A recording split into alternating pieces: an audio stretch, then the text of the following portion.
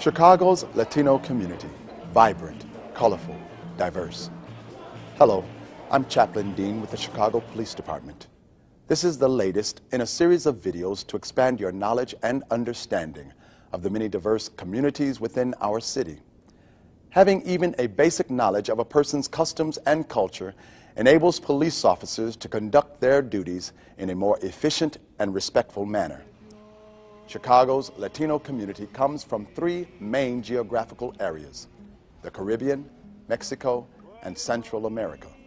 Today, we examine the people who come to Chicago from the Caribbean, most notably the islands of Puerto Rico and Cuba. The main way that the Cubans differ from the other Hispanic subcultures that are in Chicago is that most of the other subcultures came to the United States for economic reasons, whereas the Cubans came fleeing communism. And most of the Cubans that came to Chicago came as political refugees.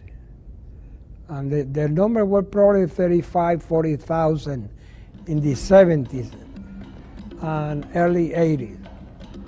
Then many of the Cubans slowly were moving back to Florida, and the Cuban population in Chicago and in the metropolitan area diminished tremendously. And while the Cuban population still has a presence in Chicago, it continues to dwindle. The Puerto Rican population, on the other hand, continues to grow. Puerto Ricans now represent Chicago's second largest Latino community.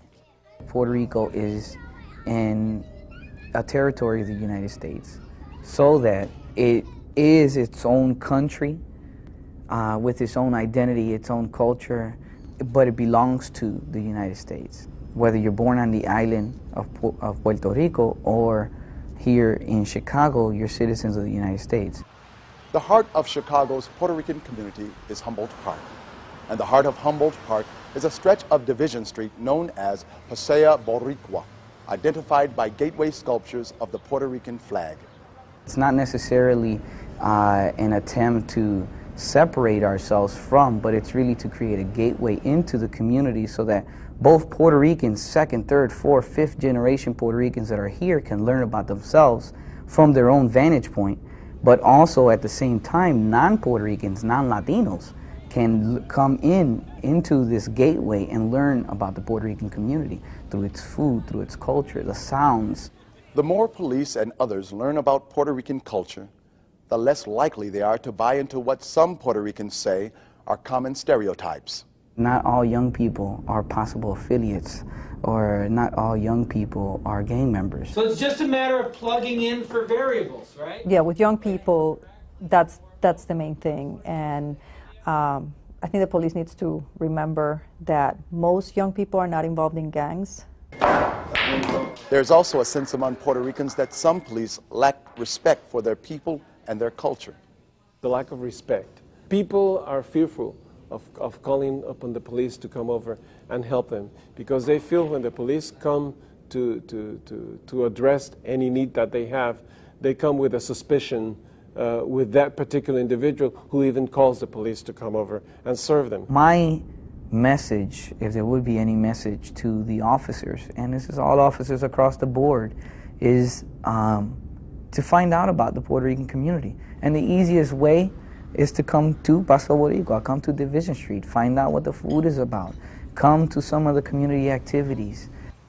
Some in the Humboldt Park community think police are confused by the tradition of Puerto Ricans gathering outside their homes or storefronts. In Puerto Rico, that's how people socialize. People are accustomed to be outside in the island. They just walk out.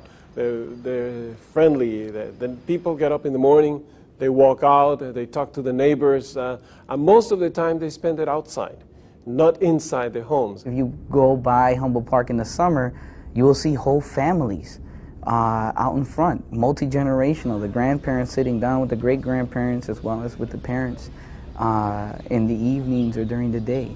That doesn't necessarily mean they're just waiting for a customer or waiting for something to happen. They're just spending time together. That's a custom that we have in Puerto Rico. Puerto Rico.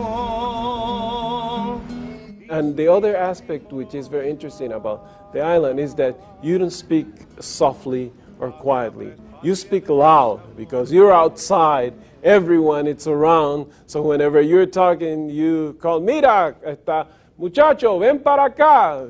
You're talking kind of loud. Puerto Ricans have great respect for their elders. Often, when talking to elders or people in a position of authority, young people will look down or away while speaking. People may be reluctant not to look in the eye, not because they're drunk or because their eyes are gonna, show that they have been smoking marijuana or something like that, but rather out of, respect or fear. Language barriers exacerbate fear. Many Puerto Ricans are bilingual, but others speak limited English. Adults may depend on their children to translate. As a matter of fact, in many cases when we talk about language, sometimes children are the ones that help to translate.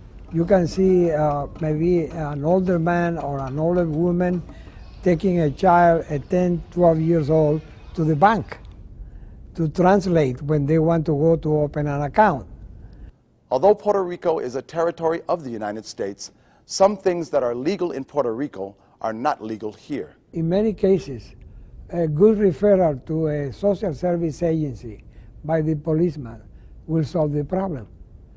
Rather than trying to take that person to the station and book that person and make that person feel that is a criminal. For someone who doesn't understand what's happening, it's a chaotic situation. At least having the sense that this is a person who is not here to harm me or hurt me will somewhat ease the situation. We've covered some of the unique aspects of Chicago's Puerto Rican and Cuban communities.